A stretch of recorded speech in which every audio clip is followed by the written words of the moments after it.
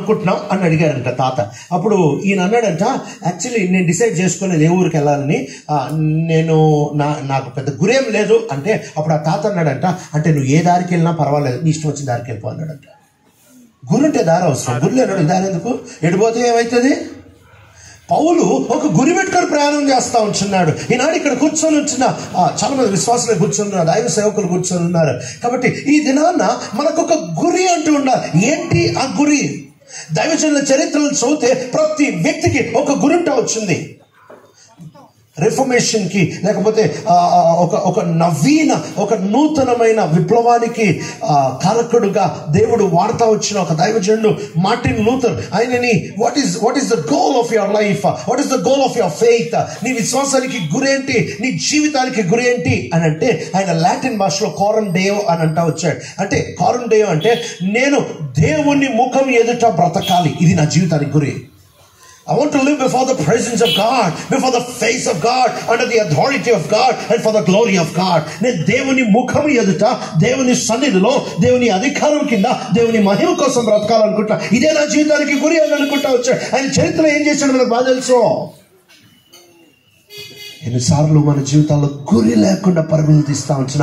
కొలస్సీలకి రాసేటప్పుడు అపోస్తలుడైన పౌలు కొలస్సీ సంఘం పక్షం ఒక గురి పెట్టుకొని ఉంటా వచ్చాడు. ఏం గురి పెట్టుకుంటా ఉంటున్నాడంటే అసాధారణమైన గురి, ఏ మనిషి చేయలేని గురి, అసంభవమైన గురి పెట్టుకుంటా వచ్చాడు. ఏం గురి పెట్టుకుంటా వచ్చాడు అని అంటే ప్రతి మనిషిని, ఈ మాట చదవడానికి సులువే, ఈ మాట వినడానికి సులువే, ఈ మాట చెప్పడానికి సులువే, కానీ ఒక స్థానిక దైవ సేవకుడిగా ఒక స్థలంలో కనుక ఉండి సేవ చేస్తే ఈ మాట పలకాలంటే భయం వేస్తుంది. ప్రతి మనిషి అసాధ్యం. సంఘంలో 10 మందిని తయారు చేయొచ్చు, సంఘంలో 20 మందిని తయారు చేయొచ్చు, సంఘంలో 30 మందిని తయారు చేయొచ్చు, 90% తయారు చేయొచ్చు. కానీ ప్రతి మనిషిని అంటే పిల్లోడిని, పెద్దోడిని, ముసలోడిని, ముతుకోడిని, చచ్చిపోయేవాడిని, బతికేవాడిని, పుట్టినోడిని, పెళ్లి కానోడిని, పెళ్ళైనోడిని, వీళ్ళందరినీ కలిపి ప్రతి మనిషి. అసలు చదివినప్పుడు, ఈ మాట చదివినప్పుడు, ఈ అంశం యొక్క మాట చదివినప్పుడు ప్రతి మనిషిని పరిపూర్ణుడిగా, నేను సంపూర్ణుడిగా నీట ప్రతి మనిషి తీసేద్దాం. ఆ ప్రతి బదులు ఒక్క మనిషి అని రాస్తే కూడా మన జీవితం సరిపోదు. ప్రతి మనిషి పక్కన పెట్టు, ఒక్క మనిషిని నీ ఎదుట సంపూర్ణుడిగా సిద్ధపరచున్న జీవితం యొక్క గురి చాలా పెద్ద గురి. అది ఒక్క మనిషిని సిద్ధపరచడం పక్కన పెడదాం, ఒక మనిషిని సిద్ధపరచడం పక్కన పెడదాం. నన్ను నేను పరిపూర్ణుడిగా నీ ఎదుట నిలబడ్డాను. ఈ గురి కూడా మనం సాధించలేని గురి. ఎలా అనగలుగుతున్నాడు? ప్రతి మనిషినంట, ఇంత పెద్ద గురి, ఇంత అసాధారణమైన సంగతిని ఎలా సాధించాలని అనుకుంటూ ఉంటున్నాడు. దానికి ఒక చక్కటి జవాబు కింద రాస్తాడు. ఎలా సాధించగలడు? 29వ వచనం, కొలస్సీలకి రాసిన పత్రిక 1వ అధ్యాయం 29వ వచనం. అందు నిమిత్తము, ఆ మాట బాగా గమనించండి, నాలో బలముగా కార్యసిద్ధి కలగచేయు ఆయన క్రియాశక్తిని బట్టి నేను పోరాడుచు. చాలండి, ఇక్కడ తాపేద్దాము. For I struggle with all his energy that so powerfully works within me. నాలో కార్యసిద్ధి చేసే ఆయన శక్తితో ఇది సాధ్యం. నా శక్తి అసాధ్యం. ఏ సేవకుని శక్తితో అసాధ్యం, ఏ పాట పాడే ఆయన శక్తితో అసాధ్యము, ఏ ప్రవక్త శక్తితో అసాధ్యం, ఏ స్వార్థికుని శక్తితో అసాధ్యం, ఏ ప్రార్థనాపరుని శక్తితో అసాధ్యం, ఏ హతసాక్షి శక్తితో అసాధ్యం, ఏ మిషనరీ శక్తితో అసాధ్యం, ఏ బైబిల్ని తర్జుమా చేసిన వ్యక్తి శక్తితో అసాధ్యం, ఏ బోధకుని శక్తితో అసాధ్యము, ఏ ఉపవాసాలు చేసేవారి శక్తితో అసాధ్యము. ఈ గురి సాధ్యము. 28వ వచనంలో ఉంటున్న ఈ పెద్ద గురి, ఈ అసమానమైన గురి, ఈ అసాధారణమైన గురి, ఈ అసంభవమైన గురి సాధ్యం ఎట్లా తెలుసా? ఆయన శక్తితో.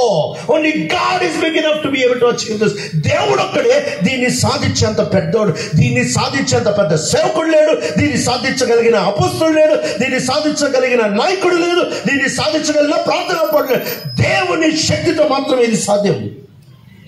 ఈ దినాన్న మనం ఈ విషయాన్ని గ్రహించాలి ప్రియుడా. అనేక సార్లు మనం ఏదో చేయగలమంటే ఇంపాసిబుల్, మనం ఏమీ చేయలేని వారము. మన సమస్య ఏంటంటే మనం చేద్దాం అనుకుంటే ఇదే మన సమస్య.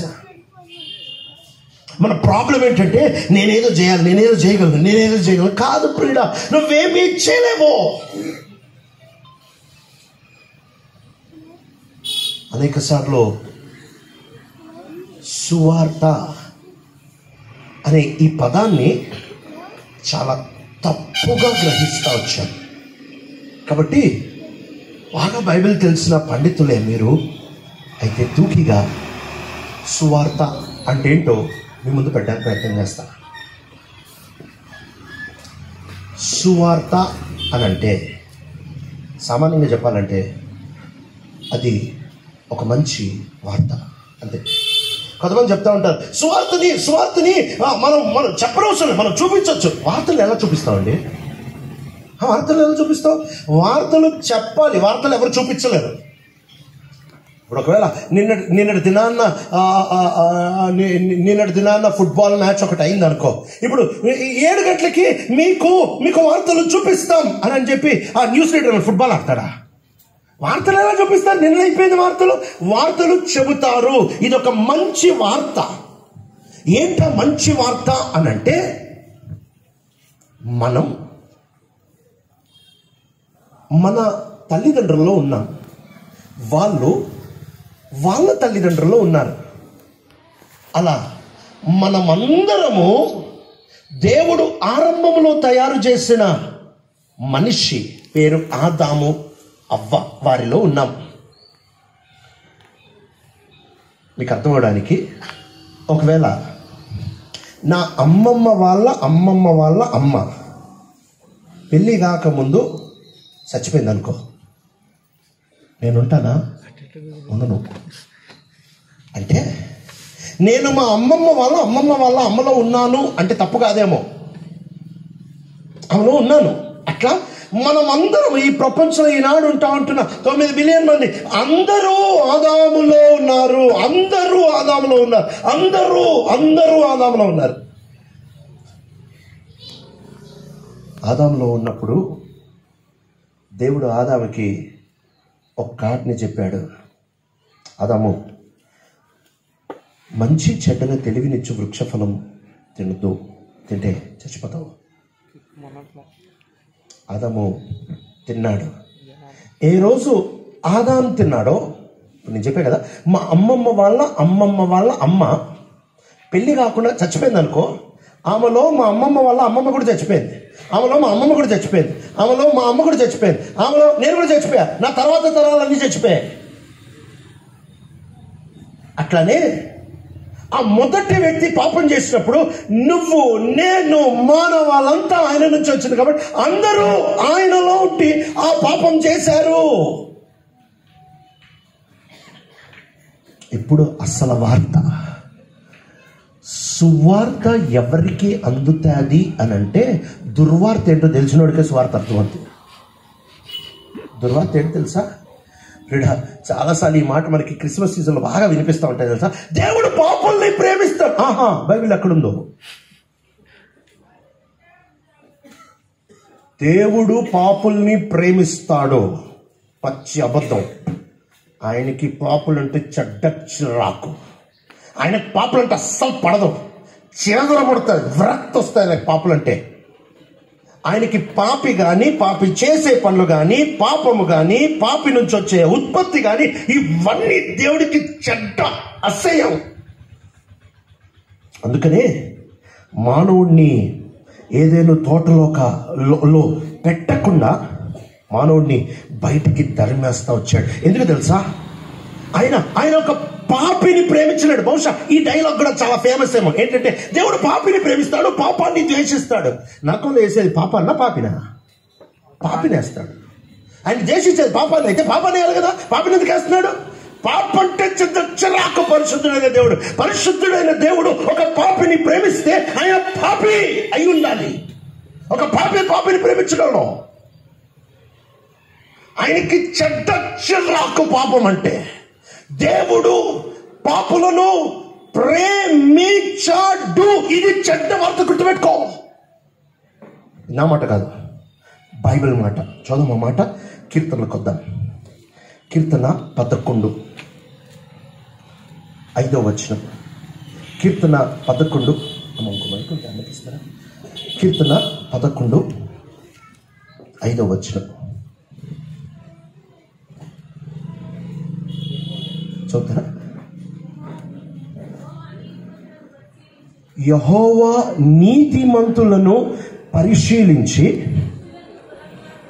దుష్టులను బలాత్కారులను ఆయనకు అసహ్యులు. ఇది బైబిల్లో రాయబడుతున్న మాట. ఏంటి తెలుసా? ఇంగ్లీష్ బైబిల్లో చదువుతా ఉంటున్నాడు. But the wicked and those who love violence his soul hates. ఆయనకి దుష్టులంటే అసహ్యము. సామెతలు 15 9వ వచనం. యథార్థవంతుల ప్రార్థన ఆయనకు ఆనందకరము, భక్తిహీనుల మార్గము యెహోవాకు హేయము. భక్తిహీనుల మార్గము, అక్కడ పాపి అసహ్యం, ఇక్కడ వాళ్ళ మార్గం అసహ్యం. ఆ తర్వాత 8వ వచనం. భక్తిహీనులు అర్పించు బలులు యెహోవాకు హేయములు. అర్పించు బలులు యెహోవాకి హేయములు. 26వ వచనం. దురాలోచనలు యెహోవాకు హేయములు. దురాలోచనలు యెహోవాకు హేయములు. వీటన్నిటి కలిపితే మనిషి అన్న పాపన్న అసహ్యమే, ఆ పాపి చేసే ప్రార్థన అసహ్యమే, ఆ పాప అనిపించే బలి అసహ్యమే, ఆ పాపి ఆలోచనలు అసహ్యమే. సామెతలు 6:18 వచనం. దుర్యోచనలు యోచించు హృదయమును, కీడు చేయుటకు త్వరపడి పరుగులెత్తు పాదములను. 16వ వచనం. యెహోవాకు అసహ్యములైనవి. యెహోవాకు అసహ్యములైనవి 6 గలవు. చాలండి. మనిషి అసహ్యం, వాడు చేసే ప్రార్థన అసహ్యం, వాని అర్పణ అసహ్యం,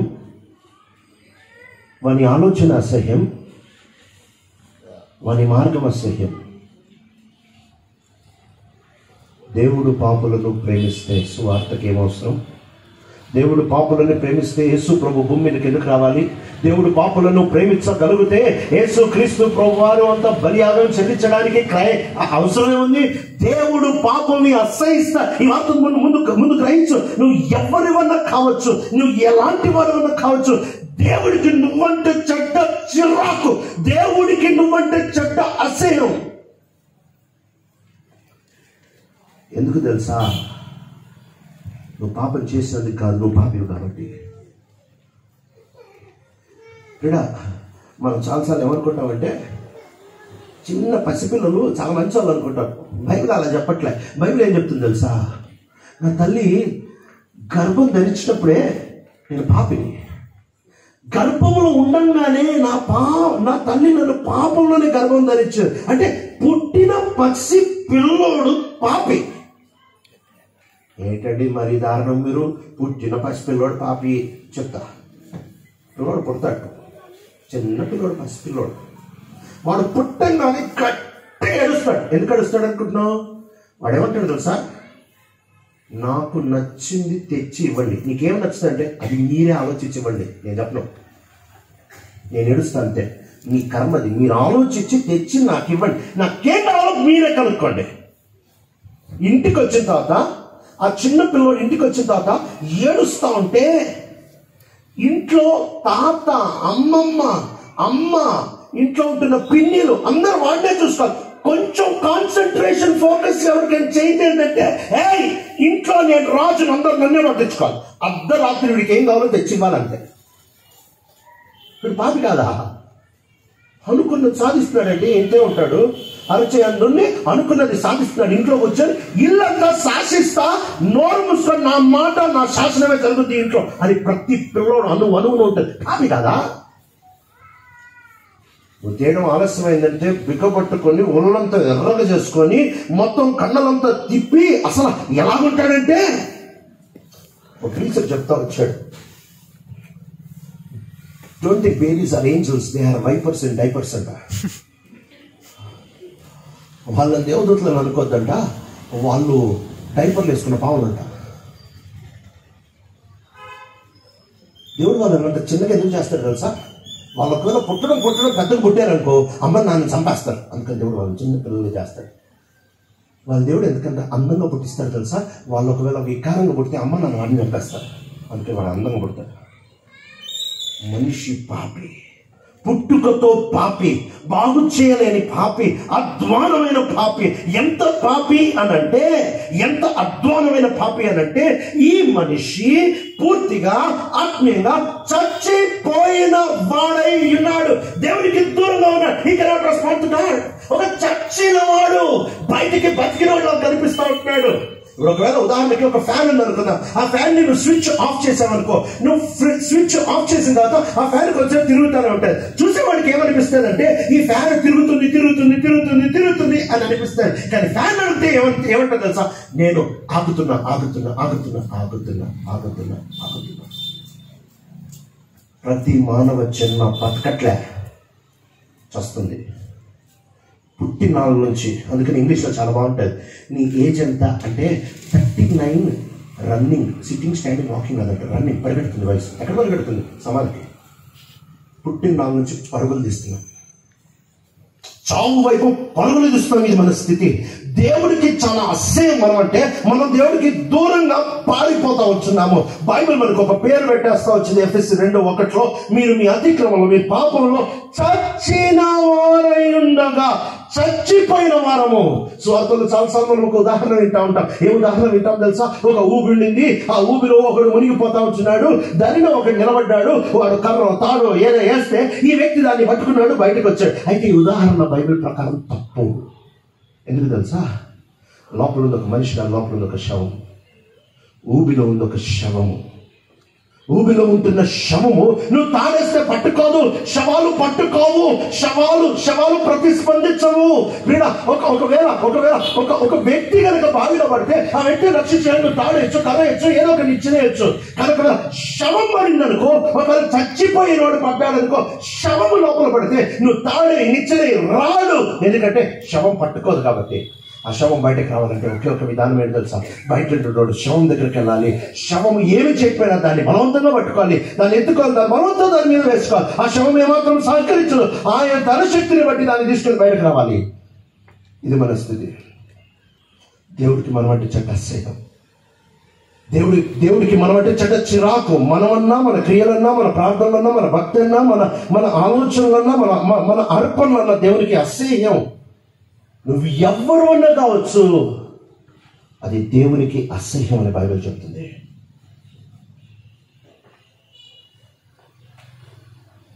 అయితే దేవుడు కృప చూపెట్టుట్లో ఆనందించే దేవుడు. ఈ అసహించుకుంటున్న పాపిని ఎలా బాగు చేయాలని ఒక అద్భుతమైన ప్రణాళిక వేసి తనొకగానొక ప్రియ కుమారుడైన యేసు క్రీస్తు ప్రభుల వారిని ఈ భూమి మీద పంపిస్తా వచ్చాడు. ఆయన మానవాకారంలో జన్మించిన దేవుడై ఉంటున్నాడు. మానవుని ఆకారంలో జన్మించిన దేవుడై ఉంటున్నాడు. దైవ మానవుడిగా ఆయన 33.5 సంవత్సరాల భూమి మీద జీవించారు. ఒక్క తప్పు కూడా చేయలేదు, ఒక్క పొరపాటు కూడా చేయలేదు. ఈ ప్రపంచంలో ఉంటున్న గతం, ప్రస్తుతం, భవిష్యత్తులో ఉంటున్న అందరినీ చూస్తే దేవుడికి చెడ్డ చిరాకు. అయితే యేసు ప్రభువుని చూసి బైబిల్ గ్రంథంలో 2 సార్లు దేవుడు చెప్తా వచ్చిన మాట, ఈయన నా ప్రియకుమారుడు, ఈయన యందు నేను ఆనందిస్తున్నా, ఈయన నా ప్రియకుమారుడు, ఈయన యందు నేను ఆనందిస్తున్నా. ఏ మోషే గురించి, దానియేలు గురించి, ఏలియా గురించి, అహరోను గురించి, ఫినియాస్ గురించి దేవుడి మాట చెప్పలేదు. ఇంకా ఎవరి గురించి ఈ మాట చెప్పలేదు. ఆయనకొక్కడే ఒక ప్రియ కుమారుడు ఉన్నాడు, ఆయనకొక్కడే ఒక ప్రియ కుమారుడు ఉన్నాడు. ఆయన పేరు యేసు. ఈ యేసు యందు తప్ప, ఈ యేసు ప్రభు యందు తప్ప దేవుడు ఇంకెవరిలో ఆనందించలేడు. ఈయన ఒక్కడిలోనే ఆయన ఆనందించగలడు, ఆయన ఒక్కడిలోనే ఆయన సంతోషించగలడు. ఆ ప్రియ కుమారుడు ఈ భూమి మీద ఉన్నాడు. మిగిలిన 9 బిలియన్ మంది మందిని చూస్తే ఆయనకు అసహ్యం పుడతా ఉంది, ఒక్కడిని చూస్తే ఆయనకి ఇష్టం పుడతా ఉంది. మిగిలిన చూస్తా ఉంటే ఆయనకి చీదర పుడతా ఉంది, ఈ ఒక్కడిని చూస్తా ఉంటే ఆయనకి మమత పుడతా ఉంది. మిగిలినందరినీ చూస్తా ఉంటే ఆయనకు ఉగ్రత పుడతా ఉంది. ఈ ఒక్క కుమారుడిని చూస్తా ఉంటే ఆయనకి ప్రేమ పుడతా ఉంది. మిగిలినందరినీ చూస్తా ఉంటే దేవుడికి విరక్తి పుడతా ఉంది. ఈ ఒక్క కుమారుడైన యేసు క్రీస్తు ప్రభుల వారిని చూస్తే ఆయనకి ఆనందం పుడతా ఉంది. ఇక్కడ అస్సలు బైబిల్ ఏంటి తెలుసా? మిగిలిన వాళ్ళందరూ అసహ్యం, ఈ ఒక్కడే ప్రియమైన కుమారుడు, ఈ ఒక్క అవతార పురుషుడే దేవుడికి ఇష్టమైన వాడు. ఈ ఒక్క యేసు ప్రభు మాత్రమే దేవుణ్ణి సంతోష పెట్టగలిగిన వాడు. ఈ ఒక్క యేసు ప్రభు మాత్రమే దేవుని యొక్క ఉగ్రతని తీసుకోగలిగిన వాడు. ఈ ఒక్క యేసు ప్రభు మాత్రమే దేవుడికి పాపి అయిన నరుడికి మధ్యలో నిలబడగలడు. ఈ ఒక్క యేసు ప్రభు మాత్రమే మానవుల క్రయధనాన్ని మోయగలడు. ఈ యేసు క్రీస్తు ప్రభు ఎప్పుడైతే ఈ లోకం మీద వచ్చారో, ఈ లోకంలోనికి వచ్చారో, అక్కడ జరిగిన బయటికి చెప్తున్న కథ వాస్తవం. చరిత్ర రాస్తున్న సంగతి ఏంటంటే, మనకి రావాల్సిన శిక్ష తన ప్రియ కుమారుడి మీద వేశాడు. తనకి నీ మీద ఎంత అసహ్యం ఉండిందో, తనకి నీ మీద ఎంత కోపం ఉండిందో, తనకి నీ మీద ఎంత చిరాకు ఉండిందో, తనకి నీ మీద ఎంత విరక్తి ఉండిందో ఒకసారి నువ్వు ఆలోచించాలనుకుంటే నువ్వు యెషయా 53 చదువు. ఒకసారి ఆలోచించాలనుకుంటే నువ్వు కీర్తన 22 చదువు. యేసు ప్రభుకి శిలువ మీద ఏమేమైంది తెలుసా? అదంతా వాస్తవంగా నీకు కావాల్సింది. ఆ రోజు జరిగింది, ఆ బదిలీ జరిగింది. ఇదే శుభవర్తమానము. ఏంటి అనంటే, నీకు బదులు తన ప్రియ కుమారుడిని పెట్టాడు. నీ మీద ఎంత అసహ్యం ఉందో ఆ అసహ్యమంతా తన ప్రియ కుమారుడి మీద వేశాడు. నీ మీద ఎంత కోపం ఉందో ఆ కోపమంతా తన ప్రియ కుమారుడి మీద వేశాడు. నీ మీద ఎంత ఉగ్రత ఉందో ఆ ఉగ్రత అంతా తన ప్రియ కుమారుడి మీద వేశాడు. నీ మీద ఎంత విరక్తి ఉందో ఆ విరక్తి అంతా పీడి తన ప్రియ కుమారుడు వేశాడు. నీ మీద ఎంత శాపం ఉందో ఆ శాపమంతా కూడబెట్టి తన ప్రియ కుమారుడి మీద వేశాడు. సువార్త ఏంటో తెలుసా? ఉగ్రతకి పాత్రుడు నువ్వు, దోషివి నువ్వు, పాపివి నువ్వు, దుర్మార్గుడివి నువ్వు, అసహ్యుడివి నువ్వు. స్వార్థ ఏంటంటే, నీకు బదులు తన ప్రియ కుమారుడు మీద ఇవన్నీ పడ్డాయి. ఇది నాన్న, నీ బదులు ఆయన వేలాడాడు. ఒకే ఒక మార్గం తప్పించుకోవడానికి. ఏంటి తెలుసా? ఆయన దగ్గర రెండు మార్గం లేదు. ఉదాహరణకు ఊహించు, ఈ నర్సరావు ప్రాంతం అంతట్లో, ఈ నర్సరావుపేట ఈ ఊరంతట్లో ఒక్క పెద్ద చెట్టు మాత్రమే ఉందనుకుందాం. ఇంకేం లేదు, ఊరంతా ఎవరు లేరు, ఒక భవంతి లేదు, ఏమి లేదు, ఒక్క పెద్ద చెట్టు ఉంది అనుకుందాం. ఈ ఊర్లో వర్షం పడితే ఎవరైనా వర్షం తప్పించుకోవాలంటే ఆ చెట్టు దగ్గరికి రావాలి, ఎందుకంటే రెండో చెట్టు లేదు. విశ్వం మొత్తానికి, గతం, ప్రస్తుతం, భవిష్యత్తు విశ్వానికి, 7 ఖండాలు, ద్వీపాలన్నిటికీ, ఉత్తరం, దక్షిణం, పడమట, పశ్చిమ, ప్రతి 4 దిక్కుల్లో ఉంటున్న వారికి, స్త్రీలకి, పురుషులకి, పిల్లలకి, ముసలోళ్ళకి, ప్రతి ఒక్కళ్ళకి ఒకే ఆశ్రయం ఆయన యేసు. ఒకే దిక్కు ఆయన యేసు. ఒకే నామం అది యేసు. ఒకే పేరు అది యేసు. ఒకే ఒక దాగు స్థలం అది యేసు. ఒకే ఒక ఆశ్రయపురం అది యేసు. ఆ యేసు నిలబడి అంటున్నాడు, నేను ఒక్కడిని దిక్కు, నీకు రావాల్సిందంతా నేను చేసేసాను, నువ్వు నాలో రా. నా తండ్రికి నేను తప్ప అందరూ అసహ్యమే, నువ్వు నాలో రా, నువ్వు నాలో ఉండు. తండ్రి నన్ను చూసి నేను క్షమిస్తాడు. ఇది సువార్త దినాన్న జరిగేదే కాదు, నీ బ్రతుకు జీవితం అంతా పరలోకానికి వెళ్ళిన తర్వాత 1,000,000 సంవత్సరాల తర్వాత కూడా నిన్ను చూస్తే దేవుడికి అసహ్యమే. నిన్ను యేసు ప్రభులో చూస్తే మాత్రమే నువ్వంటే ఆయనకి ఇష్టం. నిన్నుగా చూస్తే తండ్రికి ఏ నాటికన్నా చిరాకే. తనకి ప్రియకుమారుడు యేసు ఒక్కడే. ఆ యేసులో నిన్ను చూస్తే నీకు నీకు నీ మీద శిక్ష మీద లేదు అని రోమా 8 చెప్తా ఉంది. యేసు బయట నిన్ను చూస్తే ఆయన చిరాకు, యేసు లోపల మాత్రమే నిన్ను చూస్తే. ఇప్పుడు డైరెక్ట్గా మీకు ఒక ప్రశ్న వచ్చి ఉంటుంది, ఇక్కడ వరకు బాగుందన్నా, యేసు ప్రభు లోపలికి ఎలా రావాలి? ఇది కూడా పెద్ద పొరపాటు మనం చెప్పేది. ఏం చెప్తాను తెలుసా? సూక్ష్మంలో మోక్షం అంట. పనికి మాలిన డైలాగ్ ఎవరికని పెట్టాడు. దేవాతి దేవుడు భూమి మీదకి వచ్చి అంత యాతన పడి శిలువ మీద చచ్చిపోతే దానికి కూడా షార్ట్కట్. సూక్ష్మంలో మోక్షం ఏంటి? సూక్ష్మంలో మోక్షాలు బైబిల్లో లేవు. ఇంకో డైలాగ్ కనిపెట్టాం జనానికి నచ్చడానికి. ఏంటి తెలుసా? నువ్వు పరలోకానికి వెళ్ళడానికి. చెత్త. దేవుడు పరలోకానికి టికెట్లు అమ్మట్లా. పరలోకం నథింగ్. నీకు సువార్తలో దొరికేది యేసు ప్రభు. పరలోక బొమ్మలు చూసి అడ్వర్టైజింగ్ చేయొద్దు. పరిపూర్ణుడిగా ఒకడు తయారవ్వాలంటే వాటి యేసు దొరకాలి, పరలోకం కాదు. ఇంకో మాట కనిపెట్టాము. ఏంటి తెలుసా? చాలా సులువు అండి. ఏం లేదు, మీరు పాపాలు ఒప్పుకోండి. పాపాలు ఒప్పుకోవడం ఏంటి? పాపాలు ఒప్పుకుంటే సరిపోదు. బైబిల్ చెప్తున్న మాట, యేసు ప్రభు నోట్లో నుంచి వచ్చిన మొదటి పదం ఏంటి తెలుసా? పశ్చాత్తాప. తెలుగు అయితే మారు మనసు అంటే, ఇంగ్లీష్ బైబిల్ అయితే రిపెంట్. పశ్చాత్తాపపడుడి. మత్తయి సువార్త 4:17 ఉంటాయి. పశ్చాత్తాపము. నేను యేసు ప్రభు లోపలికి తెచ్చాను తెలుసా? ఒప్పుకోలు కాదు, పశ్చాత్తాపం తెస్తుంది. ఒప్పుకోలు పశ్చాత్తాపం తేడా ఏంటి తెలుసా? ఒప్పుకోవడం అంటే, ఒకవేళ ఈ బాటిల్ పాల్గొట్టాను అనుకో, పొద్దున పాల్గొట్టి అమ్మ బాటిల్ పాల్గొట్టాను, మధ్యాహ్నం మళ్ళీ పాల్గొట్టా, అమ్మ మధ్యాహ్నం కూడా మళ్ళీ పాల్గొట్టా, రాత్రి మళ్ళీ పాల్గొట్టా, అమ్మ రాత్రి కూడా మళ్ళీ పాల్గొట్టా. అంటే చేసింది చెప్తున్నా ఉంటున్నా, చేసింది చెప్తున్నా. ఇది ఒప్పుకోవడం.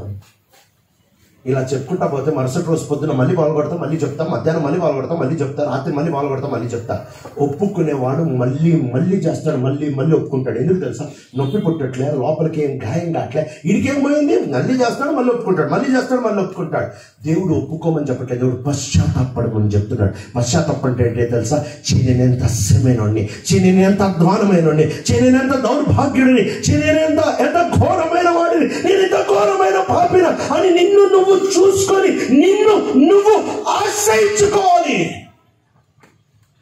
Hating your self.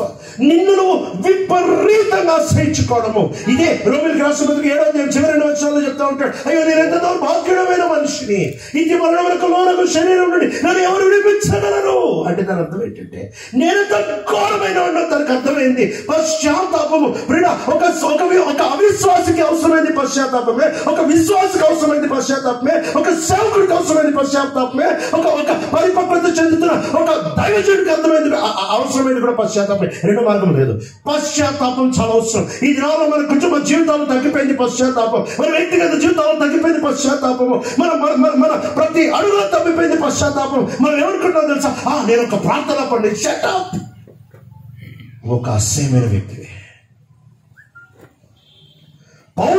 పౌలు చెప్తున్నాడు, నేనెంత దౌర్భాగ్యుడిని. పౌలు అంటున్నాడు, నాలో నుంచి ఏ మంచి రాదు. పౌలులో నుంచి మంచి రాకపోతే లూకా సువార్త 18:19 యేసు ప్రభువారి దగ్గరకు ఒక ధనవంతుడైనా యవనస్తుడైనా అధికారి వచ్చి యేసు ప్రభువారిని అడుగుతూ ఉంటున్నాడు, మంచి బతుకుడా నిత్య జీవం పొందడానికి నేనేం చేయాలి అంటే యేసు ప్రభువారు 19 జవాబిస్తూ ఉంటున్నాడు. ఏమంటున్నాడంటే, నన్ను మంచి బతుకుడా ఎందుకు పిలుస్తూ ఉంటున్నావు? సత్పురుషుడు ఒక్కడు, నువ్వు కూడా లేడు, దేవుడు ఒక్కడే. ఇంగ్లీష్ బైబిల్ ఏమంటుంది? Why do you call me good? There is no one good except God. అంటే దాని అర్థం ఏంటంటే మంచోడు ఎవడు లేడు, దేవుడు ఒక్కడే మంచోడు. నువ్వెంత ప్రార్థన చేసిన మంచోడు కాదు, నువ్వెంత బైబిల్ చదివిన మంచోడు కాదు, నువ్వెంత సేవ చేసిన మంచోడు కాదు, నువ్వెంత పాస్లో నువ్వు మంచోడు కాదు. మంచోడు అనుకుంటే యేసు ప్రభు ఒక్కడే. ఈరోజు మనం పరిగెత్తి గర్వించేది దేంట్లో తెలుసా? నేను చేసిన మంచోడు. నేను 3 గంటలకు లేచి పొద్దున్నే ప్రాణం చేస్తాను కాబట్టి నేను మంచోడిని, నేను ఖచ్చితంగా నా తీర్మానంలో ఉంటాను కాబట్టి నేను మంచోడు. అది నీ దృష్టికి నువ్వు మంచోడు, ఆయన దృష్టికి నీ తీర్మానం, నీ సొంత ప్రయత్నం, నీ శరీరంతో పుట్టే భక్తంత చెత్త చిరాకు. ఆయన దృష్టికి ఒక్కడే మనం చూడేసు ప్రభు. పశ్చాత్తాపము నిన్ను లోపలికి తెస్తే తప్ప, ఒకవేళ నేను అనంటే నేను బయటికి తరుముతాను. ఆ నేను అనేది పైనుంచి లూసిఫర్ని కిందకి తరిమేసింది. ఆ నేను అనేది నేను ఆకాశంలోకి ఎక్కిపోదును. ఎప్పుడైతే లూసిఫరు ఆదాము అవ్వలతో మాట్లాడతా లేక అవ్వతో మాట్లాడుతూ ఉంటున్నాడు, మీరు దేవతల వలె అవుతారు అంటే, ఇంకో మాటలో మీరు నేను ఎప్పుడైతే కేంద్రం చేస్తావు, నీ భక్తిని ఎప్పుడైతే కేంద్రం చేస్తావు, నీ స్థితిగతులను ఎప్పుడైతే నేను అని అంటావు, దేవుడు గెట్ అవుట్ అంటాడు. ఆయన ఎవరిలో ఆనందించుతాడు, ప్రీతి మాటలు ఆనందిస్తాడు. అంతే, క్లోజ్. జనాన్ని ఆయనలో మనలో ఆనందిస్తాడంటే నీలో ఉంటున్న యేసుని బట్టి ఆనందిస్తాడు తప్ప నిన్ను చూసి కాదు. ఎన్నో సంవత్సరాలు రక్షించబడిన తర్వాత దేవుణ్ణి సంతోష పెట్టాలని పిచ్చి ప్రయత్నాలు చేసినట్టు నేను. దేవుణ్ణి సంతోష పెట్టడానికి మధ్యాహ్నపు ఎండ వేడిన కంకరాలు తీసుకొని పోయి ట్యాంక్ మీద వేసి దాని మీద మోకాలు వేస్తే మోకాళ్ళంతా చితిలిపోయి రక్తం కారేది. నేను అనుకునేవాడిని దేవుడికి సంతోషం పెడుతున్నాను. దేవుడికి నా మోకాలు చితిలిపోయి రక్తం కారణం నన్ను చూస్తే చెడ్డ యేసుని చూస్తే ఆయనకు ఆనందం. నేను యేసులో ఉండేదానికి బదులు మోకాలు చెప్పుకున్నా. ప్రభుని సంతోష పెట్టడానికి మోకాలు చెప్పుకున్నా. దేవుణ్ణి ఆనందింపజేయడానికి రోజుకి 80 అధ్యాయాలు చేసేవాడిని. దేవుణ్ణి సంతోషింపజేయడానికి 40 రోజులు కట్టిక ఉపవాసం ఉండేవాడిని. దేవుణ్ణి సంతోషింపజేయడానికి నా రకాలు తిప్పలు పడేవాడిని. రక్షించబడిన తర్వాత సంగతి చెప్తున్నా. ఆ తర్వాత నాకు అర్థమైంది, దేవుణ్ణి సంతోష పెట్టడానికి నేనేం చేయనవసరం లేదు. తన ప్రియ కుమారుడు ఆల్రెడీ తనని సంతోష పెట్టాడు. ఆయనలో వంటించి నోరు మూసుకొని ఆయనలో కూర్చుంటే చాలు. ఇది మనకి ఇష్టం లే, ఇది మనకి నచ్చదు. ఎందుకు ఇష్టం లేదు, ఎందుకు నచ్చదు తెలుసా? దీంట్లో నువ్వు కనపడవు, దీంట్లో నువ్వు కాళ్ళు ఎగరేసుకోవడానికి ఏముండదు, దీంట్లో నువ్వు చెప్పుకోవడానికి ఏముండదు, దీంట్లో జనం నీ కోసం చప్పట్లు పట్టరు, దీంట్లో నీకు అభినందనలు రావు, దీంట్లో గొప్ప నాకు చూడరు, దీంట్లో నువ్వు రంగరందరూ అన్నొస్తున్నాడు. ఈ ఓవర్ యాక్షన్ ఉండవు, ఈ పోర్ట్ఫోలియో ఉండవు. అందుకనే ఈ భక్తి నచ్చదు. అది బైబిల్ చెప్పేది ఏం తెలుసా? బైబిల్ ఖచ్చితంగా చెప్పే మాట ఏంటంటే, నువ్వు యేసు ప్రభువులో ఉంటే తప్ప నువ్వంటే దేవుడికి చెడ్డ అసహ్యం. నువ్వంటే ఈనాడు పశ్చాత్తాపం అనేది మన దగ్గర చెడిపోయింది. పశ్చాత్తాపంలో మొదటి మెట్టు నేనెంత అసహ్యమైనవాడిని, నేనెంత ఘోరమైనవాడిని, నేనెంత అధ్వానమైనవాడిని, నాలో నుంచి మంచి రాదు. ఒక విశ్వాసిగా చెప్తున్నాడండి నాలో మంచి రాదు. ఒక అపోస్తలుడిగా చెప్తున్నాడు నాలో నుంచి మంచి రాదు. ఒక సేవకుడిగా అపోస్తలుడు పౌలు చెప్తున్నాడు నాలో నుంచి మంచి రాదు. ఒక వరాలు పొందిన గొప్ప దైవజనుడిగా చెప్తున్నాడు నాలోంచి మంచి రాదు. ఒక మిషనరీగా చెప్తున్నాడు నాలోంచి మంచి రాదు. ఒక ప్రతినిధిగా చెప్తున్నాడు నాలోంచి మంచి రాదు. ఒక వాక్య పరిచారకుడిగా చెప్తున్నాడు నాలోంచి మంచి రాదు. ఒక స్వార్థికుడిగా చెప్తున్నాడు నాలోంచి మంచి రాదు. అపోస్తలుడైన పౌలే నాలో నుంచి మంచి రాదు అని చెప్తా ఉంటే నువ్వెందుకు ట్రై చేస్తున్నావు? ఎంత విచిత్రం అంటే, రక్షణ దగ్గరకు వచ్చేటప్పటికేమో నా దగ్గర ఏమీ లేదు, మొత్తం నువ్వే చేసావని అంటాము. అది అయిపోయిన తర్వాత మళ్ళీ పరిశుద్ధపరచబడే దగ్గరకు వచ్చేటప్పటికి, ప్రభు దగ్గర నీతిమంతులాగా నిలబడే దగ్గరకు వచ్చేటప్పటికి నేను చేశా. నువ్వు చేసేది సులువుగా ఉచితంగా ఆయనలో ఉండు చాలు. ఆయన లోపలికి రావాలంటే రెండు పనులు. ఒకటి పశ్చాత్తాపం, 2 విశ్వాసం. పశ్చాత్తాపం అంటే నిన్ను నువ్వు ఎంత అసహ్యమైన వ్యక్తిగా ఆలోచించు. ఎప్పుడు చూడగలవు తెలుసా? నువ్వు అసహ్యమైన వ్యక్తిగా సిలువని చూడు. ప్రభు ముఖం ఎంత వికారం అయిపోయిందో అది నీ అసహ్యతనాన్ని చూపిస్తుంది. ఆయన దిగంబర శరీరాన్ని చూడు, అది నీ అసహ్యతనాన్ని చూపిస్తూ ఉంది. ఆయన వీపంతా దున్నేశారు, అది నీ అసహ్యతనాన్ని చూపిస్తూ ఉంది. ఆయన చేతుల్లో మేకులు, కాళ్ళలో మేకులు, అది నీ అసహ్యతనాన్ని చూపిస్తూ ఉంది. ఆయన ముఖమంతా ఉమ్ము నెమ్మదిగా పారుతా ఉంది, అది నీ మీద ఉంటున్న దేవుని అసహ్యాన్ని చూపిస్తూ ఉంది. ఆ తల మీద ఉంటున్న ముళ్ళు కిరీటాన్ని చూడు, అది నీ అసహ్యతనాన్ని చూపిస్తూ ఉంది. నీలో పశ్చాత్తాపం పుట్టాలి అని అంటే యేసుని చూడు, అది యేసు కాదు, నీ స్థానం అది. నువ్వు ఉన్నావు అక్కడ, నీ మీద దేవుడికి అంత అసహ్యం ఉంది. పశ్చాత్తాపంతో ఆయన దగ్గరికి వస్తావా? పశ్చాత్తాపంతో ఆయన దగ్గరికి వస్తావా? చెప్తావా, నేనెంత అసహ్యమైన నాకు అర్థమైంది ప్రభా. ఇది పూర్తిగా ఎవరు అర్థం చేసుకోలేరు. పరలోకానికి వెళ్ళే వరకు ఇది పూర్తిగా ఎవరు అర్థం చేసుకోలేరు. ఈ భూమి మీద నువ్వెంత దూరం వెళ్ళినా నీ అసహ్యతను ఇంకా మిగిలే ఉంటుంది. మనలో పాపము లేదు అని చెప్పిన ఎడల మన దేవుణ్ణి అబద్ధికుడిగా చేస్తున్నా. నీలో అసహ్యతనం ఉంటుంది. ఖచ్చితంగా ఉంటుంది. నువ్వు అపోస్తలుడు కావచ్చు, సేవకుడు కావచ్చు, మిషనరీ కావచ్చు, బోధకుడు కావచ్చు, సువార్థికుడు కావచ్చు, ప్రార్థన పరుడు కావచ్చు, ఉపవాసం ఉండొచ్చు, ప్రవక్తవి కావచ్చు, నానా రకాల పెద్ద పెద్ద మీటింగ్లో తిరుగుతున్న పేరు కాంచిన బోధకుడు కావచ్చు, నువ్వు దేవుని దృష్టికి అసహ్యుడివి. నీ శరీరంతో నువ్వు నిలబడితే అసహ్యుడివే. మనకు ఒకే దాగుస్తాను యేసు. అతిశయించడానికి ఏమీ లేదు, చెప్పుకోవడానికి ఏమీ లేదు, చప్పట్టు కొట్టుకోవడానికి ఏమీ లేదు, ప్రగల్భాలు పలకడానికి ఏమీ లేదు. మొత్తం ఉంది యేసులో మాత్రమే. ప్రతి ఆత్మీయ ఆశీర్వాదము ఎఫెసీయులకు రాసిన పత్రిక 1:3 చెప్తా ఉంది. యేసు క్రీస్తు ప్రభులో ప్రతి ఆత్మీయ ఆశీర్వాదాన్ని ఆయన మనకి అనుగ్రహించెను. యేసు ప్రభులో ఇప్పటికే అన్ని ఆశీర్వాదాలు మనకి ఇచ్చేశాడు అని అంటే, యేసు బయట వెతుకుతున్నావంటే బైబిల్ని దాటిపోదాం అనుకుంటుంది. ఇది ఓవరాక్షన్ కాదా? యేసులో అన్ని ఆశీర్వాదాలు ఉన్నాయంటే ఆయనలో ఉంటున్న ఆశీర్వాదం బయట ఉండి నువ్వు సంపాదించాలనుకుంటున్నావు. ఏం యేసు సమానుడు అనుకుంటున్నావా? లూసిఫర్ పాపము ఇది. యేసులో మొత్తం ఉంది. ఆయన గురించి అనుభవించంటే నువ్వు చేయాల్సింది పశ్చాత్తాపడు. పశ్చాత్తాపం అంటే నీలో ఉంటున్న అసహ్యతనాన్ని చూడు. అంతేకాదు, రెండవది నువ్వు చేసిన పొరపాటుని ఒప్పుకో. మూడోది, ప్రభా తిరిగి వెనక్కి వెళ్ళను అని చెప్పు. ఈ మాటలన్నీ మొదటి రాజు 8వ అధ్యాయంలో 47, 48 వచనాల్లో, 49 వచనాల్లో సొలొమోను మందిర ప్రతిష్టప్పుడు ప్రార్థన చేసినప్పుడు ఈ పదాలని వాడుతూ ఉంటాడు. ఇంగ్లీష్ లో చాలా బాగుంటుంది. ఏమనంటే, వీ హ్యావ్ యాక్టెడ్ వికెడ్, మేము దుర్మార్గులము. ఆ తర్వాత రెండోది, మేము పాపం చేశాము. మూడోది, మేము మళ్ళీ పాపం చేయాలని అనుకోవట్లేదు, పశ్చాత్తాపడుతున్నాము. పశ్చాత్తాపం అంటే నీ అసహ్యత్వాన్ని చూసుకోవడం. పశ్చాత్తాపము అని అంటే నువ్వు ఎవరైనా ఒక వ్యక్తిని చూసేటప్పుడు ఆ వ్యక్తి తన గురించి తాను గొప్పగా చెప్తున్నాడా, ఆ క్షణాన్ని గుర్తుపెట్టుకో. ఆ వ్యక్తి యేసుప్రభు నుంచి బయటకు వచ్చేసాడు. ఆ వ్యక్తి తన స్వనీతిని నిలబడుతున్నాడు. ఒక వ్యక్తి నేను పొద్దున్న 4 గంటలకు లేచి అంటున్నాడా, అయితే గుర్తుపెట్టుకో, ఆ వ్యక్తి పోయాడు. పశ్చాత్తాపం పోయింది. ఆయన ఏదో గొప్పవాడు అనుకుంటున్నాడు. ఒక వ్యక్తి నేను బైబిల్ ఇంత రోజుకి అధ్యాయంగా పోయాడు. ఆ వ్యక్తి అయిపోయాడు, స్టోరీ క్లోజ్. ఎందుకంటే వాడు పశ్చాత్తాపం ఆగిపోయింది. వాడు ఏదో గొప్పవాడని చూపించుకుంటాడు. గొప్పతనం చెప్పడానికి ఏం లేదండి. యేసు ఒక్కడే గొప్ప. అందుకని భక్తుడు ఇలా చెప్తా వచ్చాడు, నాలో ఏదైనా మంచి ఉంటే అది యేసు, నాలో ఏదైనా చెట్టు ఉంటే అది నేను. నాలో ఏదైనా మంచి ఉంటే అది యేసు, నాలో ఏదైనా చెట్టు ఉంటే అది నేను.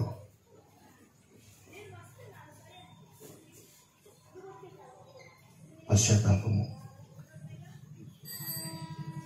ఒక విశ్వాసిని విశ్వాసంగా మార్చేది. పశ్చాత్తాపం విశ్వాసం. ఒక విశ్వాసిగా నిలిపేది పశ్చాత్తాపము విశ్వాసం.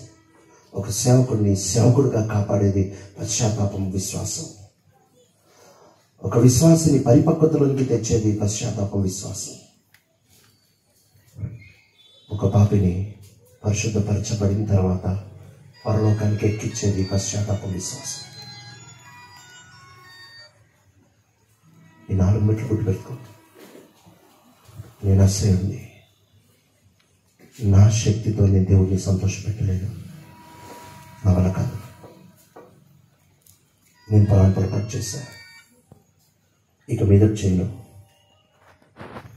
యేసు ప్రభులో సమస్తముందని నమ్ముతున్నా, నేను ఆయన లోపలికి వస్తున్నా, అంతే. దీన్ని మించి ఏమీ లేదు.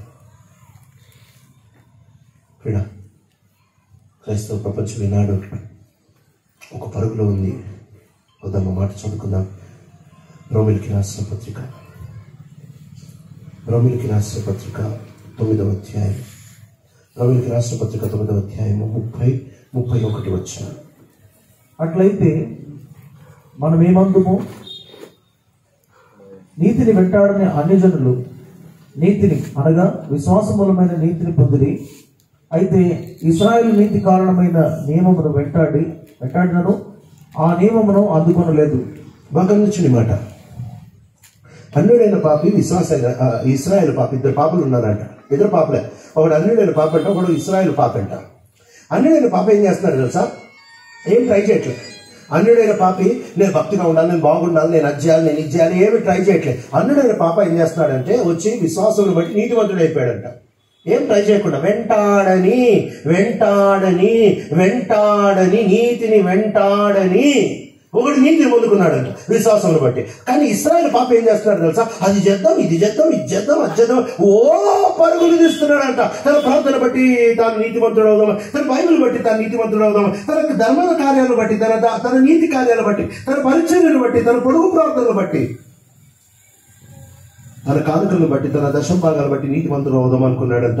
ఇశ్రాయేలు పాపి, అతడికి ఆ నీతి దొరకలేదంట.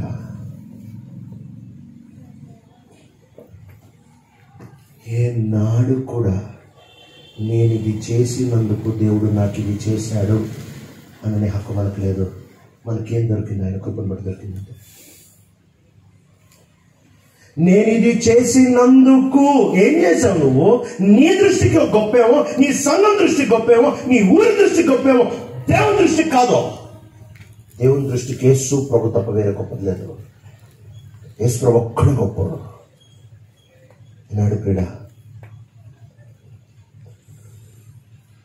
ఒక వ్యక్తిని పరిపక్వతలోనికి తీసుకుని రావడానికి ఇదే కావాలి. ఏంటి తెలుసా? ఈ పరిపక్వత నువ్వు యేసులో వస్తే, యేసు పరిపూర్ణుడు, నువ్వు ఆయనలో ఉన్నట్టు బట్టి ఆ పరిపూర్ణుడు తిరిగి దొరుకుతుందంటే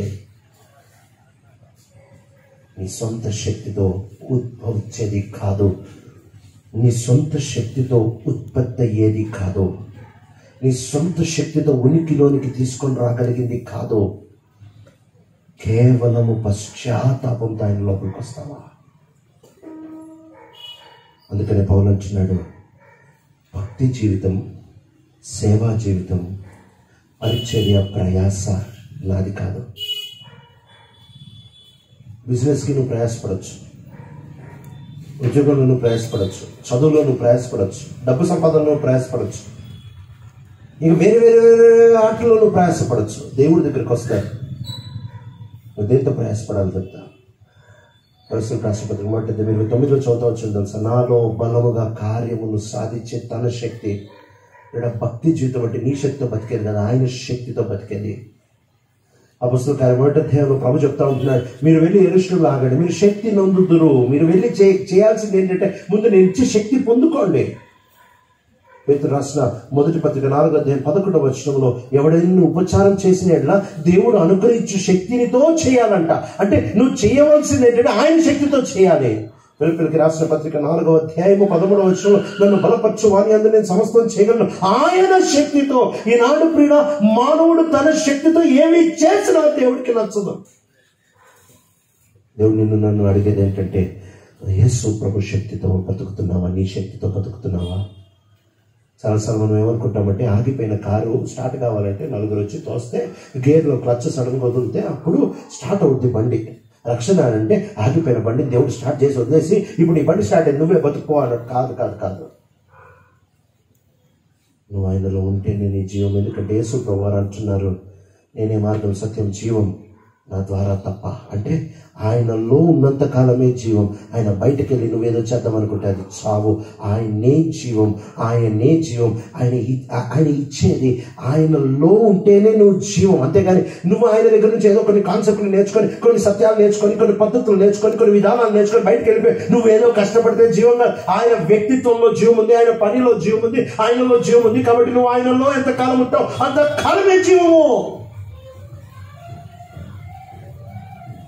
రక్తంలో జీవం ఉందంటే రక్తం బొమ్మ పెడితే జీవం రాదు. రక్తంలో జీవం అంటే రక్తం ప్రవహించాలి. యేసే జీవం అంటే నువ్వు యేసులో ఉండాలి. ఈ మాట వింటున్న ప్రియమైన సహోదర సహోదరి, ఒక కుటుంబం బాగుండాలంటే ఏం చేయాలి? గృహప్రతిష్ఠకి ఈ వాక్యం ఎందుకు చెప్పారు? ఇల్లు బాగుండాలంటే నీకు కావాల్సింది ఏం తెలుసా? పశ్చాత్తాపం, విశ్వాసం. కుటుంబం బాగుండాలంటే నీకు కావాల్సింది ఏం తెలుసా? పశ్చాత్తాపం, విశ్వాసం. నీ ఆత్మీయ జీవితం బాగుండాలంటే నీకు కావాల్సింది పశ్చాత్తాపం, విశ్వాసం. నువ్వు ఏదన్నా అడుగు దానికి జవాబు పశ్చాత్తాపం, విశ్వాసమే. There is no second answer. రెండో జవాబు లేదా? పిల్లల్ని విధేయులుగా చేసేది పశ్చాత్తాపం, విశ్వాసమే. భార్యాభర్తల్ని గొడవ లేకుండా చేసేది పశ్చాత్తాపం, విశ్వాసమే. ఆరిపోయినప్పుడు ఆత్మీయ జీవితాన్ని వెలిగించేది పశ్చాత్తాపం, విశ్వాసమే. గృహ ప్రతిష్టకి విలువించేది పశ్చాత్తాపం, విశ్వాసమే. ఏంటి పశ్చాత్తాపం అంటే? నేను ఎంత సేవలో ఉన్న రోజు చూడు, రోమిలకు రాసిన పత్రిక 7వ అధ్యాయంలో తన అసహ్యత్వాన్ని చూసుకున్నాడు. 8వ అధ్యాయంలో శిక్షావిధి లేదు, 8వ అధ్యాయంలో ఆత్మ, 8వ అధ్యాయంలో జీవపు నియమము, 8వ అధ్యాయంలో దేవుని ప్రేమ, 8వ అధ్యాయంలో దత్తపుత్ర ఆత్మ, ఈ ఆశీర్వాదాలు 8వ అధ్యాయంలో, 8వ అధ్యాయం యొక్క రోమిలకి రాసిన పత్రిక 8వ అధ్యాయం యొక్క ఆశీర్వాదంలోనికి నువ్వు రావాలంటే 7వ అధ్యాయంలో ఉంటున్న అసహ్యతనాన్ని నువ్వు గుర్తుపట్టాలి. నువ్వు మంచోడు అనుకుంటున్నావు కదా, కాదు కాదు. బహుశా పశ్చాత్తాపడిన రోజులైపోయింది. ప్రతి క్షణం పశ్చాత్తాపడాలి, ప్రతి క్షణం పశ్చాత్తాపడాలి. ప్రభు నీతో ఏదైనా మాట్లాడంటే పశ్చాత్తాపంతో నాలాంటోడితో నువ్వు ఎలా మాట్లాడాలనుకుంటున్నావు ప్రభా? నువ్వు పశ్చాత్తాపడితేనే, పశ్చాత్తాప హృదయం ఉంటేనే, నువ్వు ఎంత సేడుగా నీకు అర్థమవుతేనే ప్రభు మాట్లాడినప్పుడు ఆ మాటకి విలువ నీకు తెలుస్తుంది. ప్రభు నీకు ఒక వాగ్దానం ఇచ్చినప్పుడు ఆ వాగ్దానాన్ని పట్టుకున్నప్పుడు నువ్వు ఎంత అస్సేడో నీకు తెలుస్తేనే ఆ వాగ్దానం యొక్క విలువ నీకు అర్థమవుతుంది. ప్రభు నీ జీవితంలో ఏదైనా మేలు చేసినప్పుడు ఆ మేలు నువ్వు అనుభవించాలంటే ముందు నువ్వు ఎంత అసహ్యమైనడు, ఎంత అయోగ్యుడు అయినప్పటికీ ఆయన మేలు ఇచ్చాడు. దీన్ని అర్థం చేసుకుంటే నా మేలు నీకు అర్థమవుతుంది. నువ్వు సేవ చేసేటప్పుడు, ప్రభు నిన్ను బలపరిచేటప్పుడు నువ్వెంత అసహ్యుడువో గ్రహిస్తే, నాలాంటి అసహ్యుడికి దేవుడు ఇంత పెద్ద భాగ్యం ఇచ్చాడా, ధన్యత ఇచ్చాడా అంటేనే ఒళ్ళొంచి సేవ చేయగలము. పశ్చాత్తాపం ఎప్పుడైతే తప్పిపోతుందో సోమర్తనం మొదలవుద్ది. పశ్చాత్తాపం ఎప్పుడైతే తప్పిపోతుందో గర్వం మొదలవుద్ది. పశ్చాత్తాపం ఎప్పుడైతే తప్పిపోతుందో కొవ్వు మొదలవుద్ది. పశ్చాత్తాపం ఎప్పుడైతే తప్పిపోతుందో అహంకారం మొదలవుద్ది. పశ్చాత్తాపం ఎప్పుడైతే తప్పిపోతుందో యజమానత్వం మొదలవుద్ది. పశ్చాత్తాపం ఎప్పుడైతే తప్పిపోతుందో నేను అనేది మొదలవుద్ది. పశ్చాత్తాపం ఎప్పుడైతే తప్పిపోతుందో డబ్బా కొట్టుకోవడం ఆరంభమవుద్ది. పశ్చాత్తాపం ఎప్పుడైతే తప్పిపోతుందో మిచ్చగా ప్రతి ఒక్కరిని డబ్బులు అడుక్కోవడం మొదలవుద్ది. పశ్చాత్తాపం ఎప్పుడైతే తప్పిపోతుందో యేసు ప్రభుని కేంద్రంలోంచి తోసేసి నేనే కేంద్రం అని చూపించుకోవడం ఆరంభమైపోద్ది.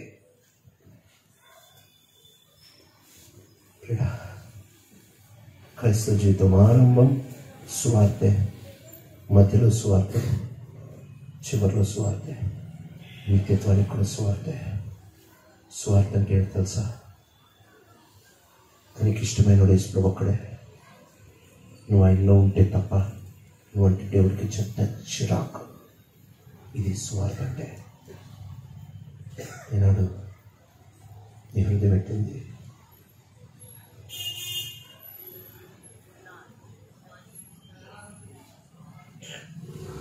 నీ గురించి ఏమనుకుంటున్నావు?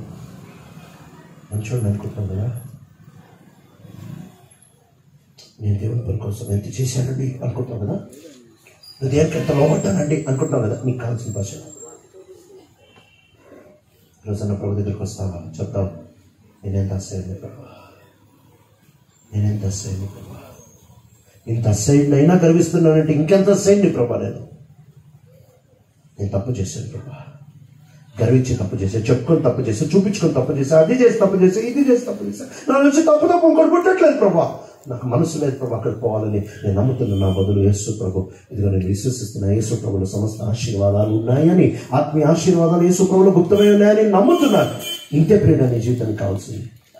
అయితే ఇది సాధ్యపరచడానికి దేవుని ఆత్మ, దేవుని వాక్యం, ప్రార్థన, సహవాసం చాలా అవసరం.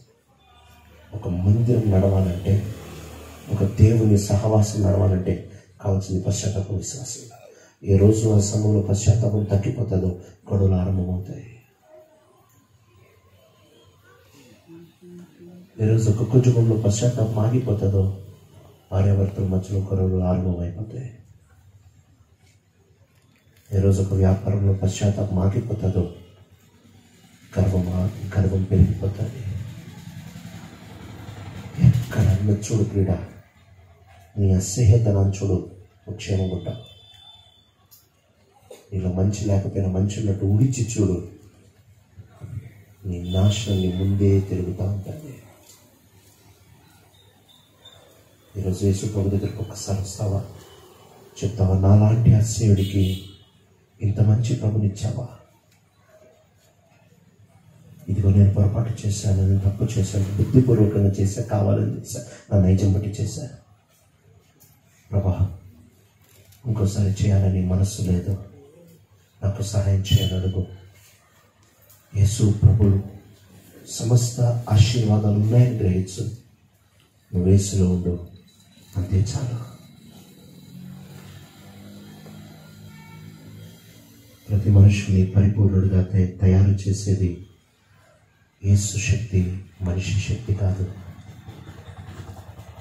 మనం చెప్పేది, చేసేది, చూపించేది, బతికేది పశ్చాత్తాపం తప్పక ఇంకోటి ఉండకూడదు. ఎందుకంటే పశ్చాత్తాపం ఎన్ని చూపించుకుని యేసుని చూపిస్తాం. పశ్చాత్తాపడే వాడి మాటలు యేసుని చూపిస్తాయి. పశ్చాత్తాపడే వాడి నడక యేసుని చూపిస్తాయి. పశ్చాత్తాపడే వాడి పరిచర్య యేసుని చూపిస్తాయి. పశ్చాత్తాపడే వాడి కుటుంబం యేసుని చూపిస్తుంది. నేనెంత అసహ్యుడిని, నేను అయోగ్యుడిని, నేను దేనికి పనికిరానండి, నేను ఇంత చండాలపు పనులు చేసేవాడిని, నాకు చేయాలని మనస్సు లేదు అని ఎవరైతే అంటారో అలాంటి వాళ్ళు ఈ మాత్రమే యేసుని చూపించగలరు. అంతేగా నేను చేస్తా. భావోద్రేకాన్ని రెచ్చగొట్టేవాడు సైకియాట్రిస్ట్, హిప్నోటిస్ట్. ఇలా భావోద్రేకాలు 2 రోజులు ఉంటాయి. తీర్మానం తీసుకొని నిలబడదాం అనుకుంటావు కదా, చాలా మంది అనుకుంటారు అలా తీర్మానం తీసుకొని నిలబడతాడు. ఒకవేళ నువ్వు నిలబడ్డ దేవుడు అంటాడు, నీ శరీరంతో నిలబడ్డా నాకు అవసరం. ఆయన తీర్మానం తీసుకుని ఎవరు నిలబడగలడు? తీర్మానం తీసుకుని ఎవరు నిలబడగలరండి? నువ్వు అనుకున్నట్టు నిలబడతావు కానీ ఆయన అనుకున్నట్టు నువ్వు నిలబడరు. యేసు ప్రభు తప్ప ఆయన అనుకున్న స్థాయికి ఎవరు చేరలేరు. నువ్వు నిలబడాల్సిన ఆయన అంతే. కృప మీద ఆధారపడి పశ్చాత్తాపంతో ఆయన దగ్గరికి వచ్చి, ప్రభా నిర్మర్చండి కాదు,